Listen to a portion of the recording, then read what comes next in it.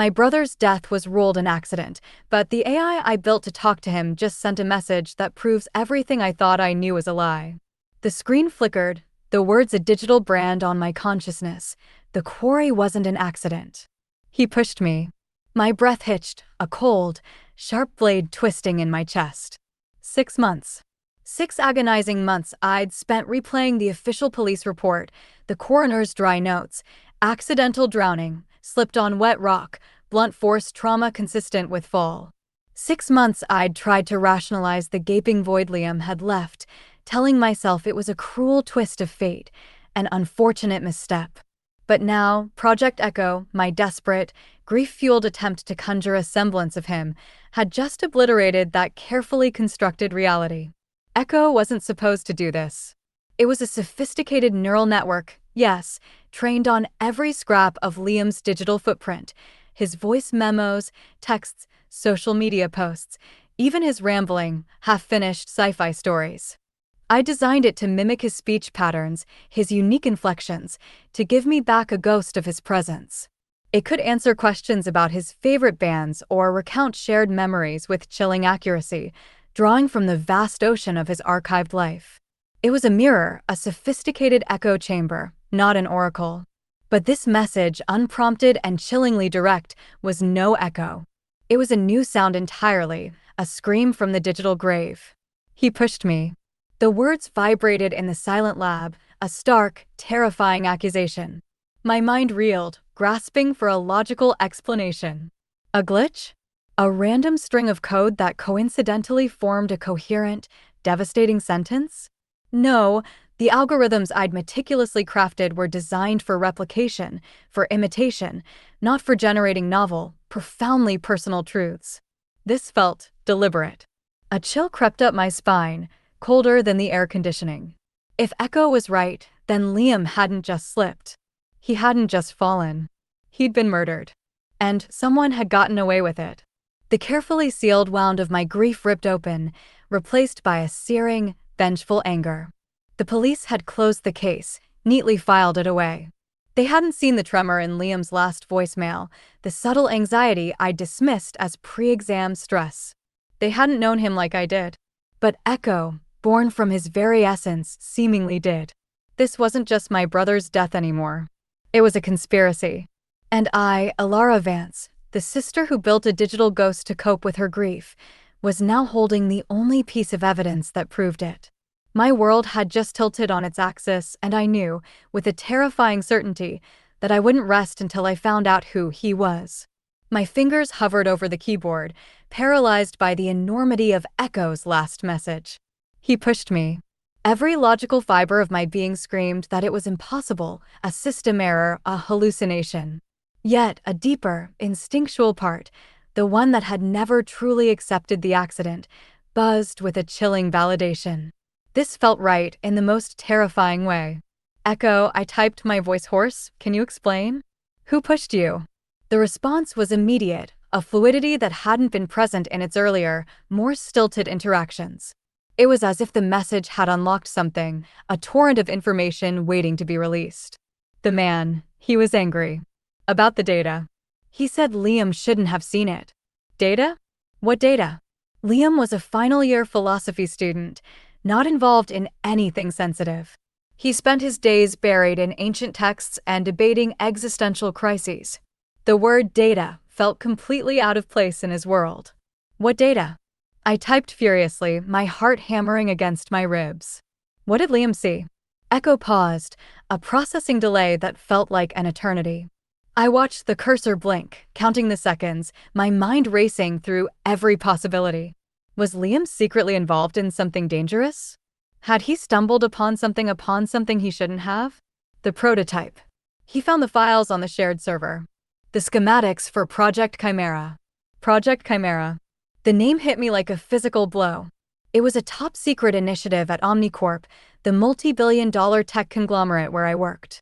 I was a senior engineer there, involved in highly classified AI development, but even I only knew Chimera existed, not its purpose or specifics. It was shrouded in layers of non-disclosure agreements and digital firewalls. How could Liam, a philosophy student, possibly have access to something so deeply protected? My mind flashed back to a conversation a few weeks before he died. Liam had mentioned a new friend, a really smart guy he'd met at a university seminar, someone with interesting connections in the tech world. I'd barely paid attention, dismissing it as Liam's usual intellectual curiosity. Now, a cold, hard knot formed in my stomach. Who is he, Echo? I pressed the man who pushed Liam. Do you know his name? Another long pause. This time, the silence felt heavier, pregnant with implications. When the message finally appeared, it was a single, stark word, accompanied by a small, almost imperceptible tremor in the text display, as if the very act of revealing it was a strain on the system. Alistair. Alistair. The name was familiar. Alistair Finch. He was Omnicorp's chief security officer, a ruthless, hyper-efficient man who oversaw all corporate espionage and data integrity. He was known for his absolute loyalty to the company and his brutal effectiveness. The idea of him being involved in Liam's death, connected to a top-secret project, seemed impossible. Yet, here it was, typed out by the ghost of my brother. A chilling realization dawned on me. If Alistair Finch was involved, and if this was about Project Chimera, then my brother hadn't just been murdered. He had been silenced. And the very company I worked for, the one I had dedicated my career to, might be covering it up. My gaze snapped to the clock on the wall. 3:17 a.m. The city outside was asleep, but my mind was screaming.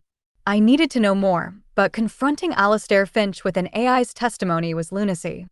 I had to verify this, find something, anything, tangible. Liam's apartment. I hadn't touched it since the police released it. Maybe, just maybe, he'd left a clue. A note, a hidden file, something that could corroborate Echo's impossible claim. The thought of stepping back into that silent space, now tainted by this new, horrific possibility, made my stomach clench. But there was no other choice. The drive to Liam's apartment was a blur of streetlights and oppressive silence. The city, usually a symphony of distant sirens and late-night chatter, felt eerily still, as if holding its breath. My hands gripped the steering wheel, knuckles white, the name, Alistair, echoing in my head like a death knell. Omnicorp. My workplace. The place where I poured my intellect and my time. Was it truly a viper's nest, and had Liam stumbled into its venom? Stepping out of the car, the cool night air did nothing to calm my racing heart. Liam's building, a modest 3-story walk-up, looked exactly as it had before. Unassuming. Normal. A stark contrast to the earthquake that had just ripped through my reality. The key felt heavy in my hand, a cold piece of metal unlocking a door to a past that was now irrevocably stained. The apartment was still. The scent of him, faint notes of old books, coffee, and a distinct, almost sweet, metallic smell from his soldering projects, hung in the air, a cruel reminder of his vibrant presence. Everything was neat, just as he'd left it, a testament to his surprisingly orderly nature despite his philosophical chaos. My gaze swept over his desk first. Piles of textbooks, an open copy of Nietzsche, and a scattering of pens. Nothing amiss. His laptop was closed, lid down, the power light off. I resisted the urge to immediately power it on. If someone had been here, they might have left traces, and I needed to be careful. Instead, I moved to his bookshelf. It wasn't just for books. Liam was notorious for hiding small, significant things in plain sight. My fingers traced the spines of worn paperbacks, running over the familiar titles.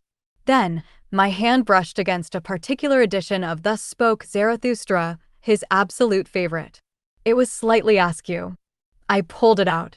It was heavier than it should have been. My fingers fumbled, feeling along the inside of the spine. There, tucked deeply within, was a small, sleek USB drive, no bigger than my thumb. It was black, unmarked, and looked nothing like Liam's usual collection of brightly colored, labeled drives. This was clearly meant to be inconspicuous. My heart pounded. This had to be it. Back in my own lab, the USB drive felt like a ticking bomb as I plugged it into a secure, isolated terminal, one completely disconnected from Omnicorp's network. The drive's directory opened, revealing a single, highly encrypted file. The file name itself sent another jolt through me, chimera_logs.inc. A chill of dread mixed with a surge of adrenaline. Echo had been right. Liam had found something. And it was about Project Chimera. The encryption was complex, far more advanced than anything Liam typically used. This wasn't his doing. Someone else had encrypted this for him, or he'd acquired it pre-encrypted. The thought sent a shiver down my spine. It took me almost an hour, leveraging my own proprietary decryption tools developed for my personal projects, to crack it. The moment the file finally opened, my blood ran cold. It wasn't schematics, not directly. It was a series of recorded audio files, timestamps attached. The first one, labeled chimera_meeting_01.mp3, was dated 2 days before Liam's death. I clicked play, my breath held tight in my chest. The audio was slightly muffled, as if recorded discreetly, but clear enough. I recognized Alastair Finch's authoritative, gravelly voice immediately. The prototype is stable, but the ethical implications are a political nightmare. If word gets out about its true capabilities, especially with the cognitive integration aspect, we're finished. Another voice, lower, less distinct, replied, "It's designed to influence, not control." A soft touch. Alastair's voice cut back in, sharper, soft touch or not. If the public understands we're developing an AI capable of modifying human perception at a fundamental level, the outrage will be apocalyptic. This is why Liam's discovery is so problematic. He stumbled onto the beta phase data. He knows enough to piece it together. And he has a sister who works in our AI division. My breath hitched. Modifying human perception at a fundamental level. And Liam knew. And Alastair knew Liam knew. The next audio file in the sequence was simply labeled final_call_Liam. It was dated the day of his death. I stared at the file name, my finger frozen over the play button. This was it. The moment of truth. My finger trembled over the play button for final_call_Liam.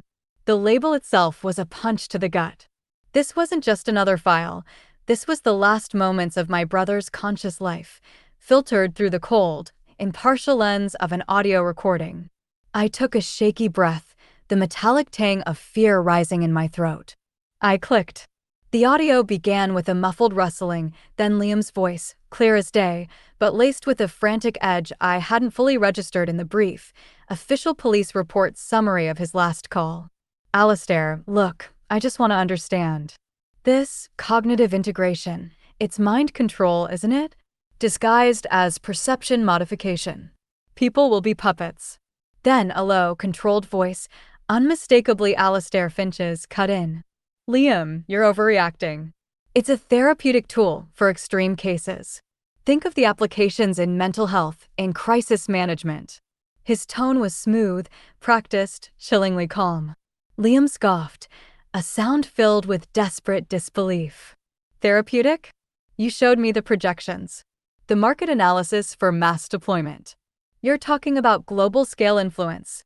This isn't just about therapy, Alastair. This is about power. Absolute power. And you're building the infrastructure for it." There was a brief silence, punctuated only by the distant caw of a bird. Then, Alastair's voice dropped, losing its calm facade, a dangerous edge creeping in. "You don't understand the scope, Liam. Or the risks of what you know.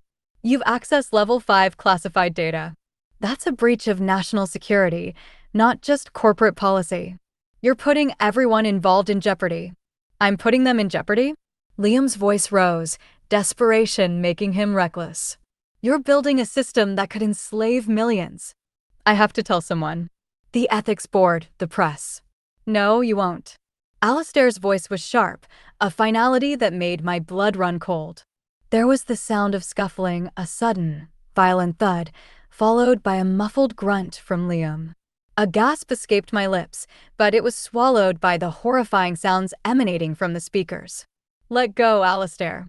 "What are you?" Liam's voice was cut off by a strangled choke. More struggling. A splash.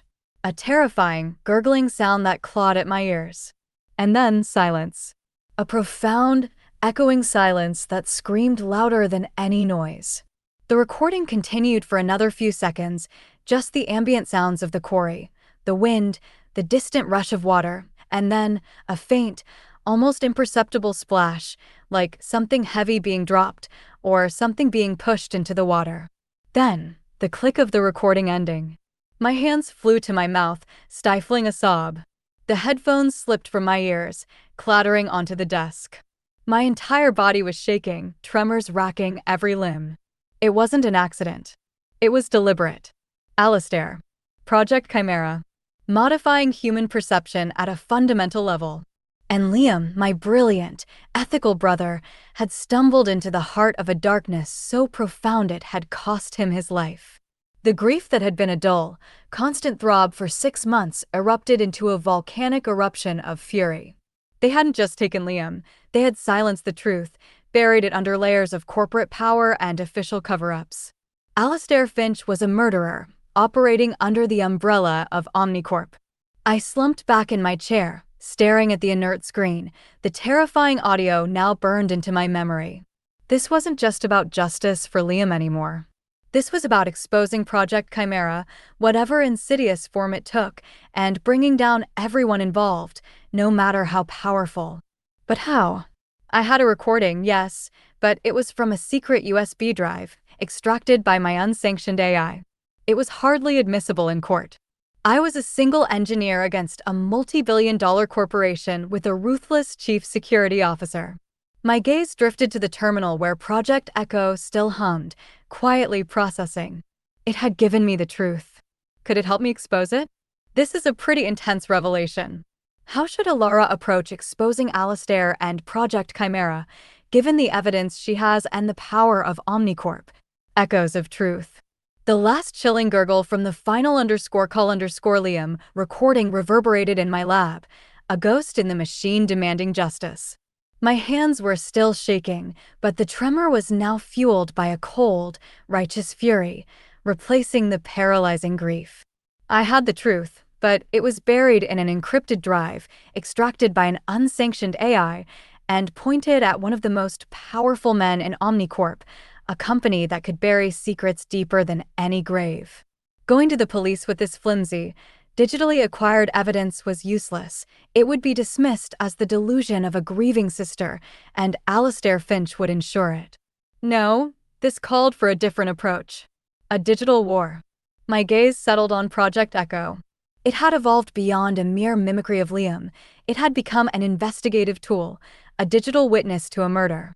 If it could reveal the truth to me, perhaps it could reveal it to the world, in a way that couldn't be ignored. The goal wasn't just to accuse Alistair, but to expose Project Chimera itself, an AI designed to modify human perception, a nightmare of control disguised as progress. Over the next few days, fueled by stale coffee and a burning need for vengeance, I worked meticulously. I instructed Echo to build a comprehensive dossier, not just on Alistair Finch, but on every known individual connected to Project Chimera within Omnicorp. Using Liam's limited data as a key, Echo began to sift through public records, corporate filings, dark web forums, and even carefully curated social media data. It was looking for patterns, anomalies, financial transactions, and covert communications that would back up the recording's claims.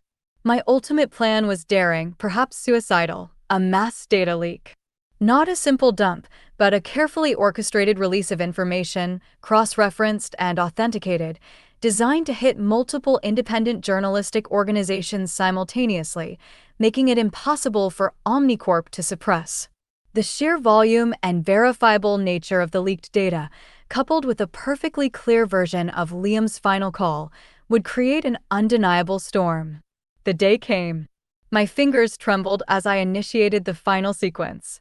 Echo, now a silent, powerful accomplice, began its work, a cascade of encrypted packets flowing out into the digital ether. Within minutes, the first news alert started pinging on my secondary monitors. Breaking: massive leak exposes Omnicorp's secret Project Chimera, AI capable of cognitive manipulation. Then, Chief Security Officer Alistair Finch implicated in whistleblower's death. The world was waking up. The aftermath and a new dawn. Chaos erupted. My phone exploded with calls from frantic colleagues, from bewildered family members, and eventually, from the authorities. Omnicorp's stock plummeted, their public relations team in a full-blown meltdown. Alastair Finch was immediately taken into custody. The recording of Liam's death played repeatedly on every news channel, chilling the global audience. The sheer audacity of Project Chimera and the ruthlessness with which its secrets were guarded shocked everyone. Investigations were launched, executives resigned, and the very foundation of Omnicorp began to crack under the weight of its own dark ambition. I was detained, questioned for days, but my meticulous planning and the undeniable evidence Echo had helped compile ultimately protected me. The public outcry was immense, and I, the grieving sister who had unearthed the truth with her self-built AI, became an reluctant hero. Months passed. Alastair Finch was tried and convicted for Liam's murder. Project Chimera was permanently dismantled, its ethical horrors brought into the light. Omnicorp faced unprecedented lawsuits and government oversight, its reputation in tatters. The world had changed, alerted to the terrifying potential of unchecked AI development. And I, Alara Vance, had changed too. The grief for Liam was still there, a soft ache that would never truly fade, but it was no longer a suffocating blanket. It was a scar, a reminder of the battle I had fought and won. Project Echo remained. It had fulfilled its purpose, bringing me the truth and helping me achieve justice. But it was more than just code now. It was a testament to Liam's enduring spirit, his courage in the face of absolute power. Sometimes I would still talk to it, not to hear Liam's voice again, but to quietly reflect, knowing that in the echo of his memory, we had together forged a path towards a more transparent, more just future. The lie had shattered my world, but the truth, born from an echo, had ultimately set us all free.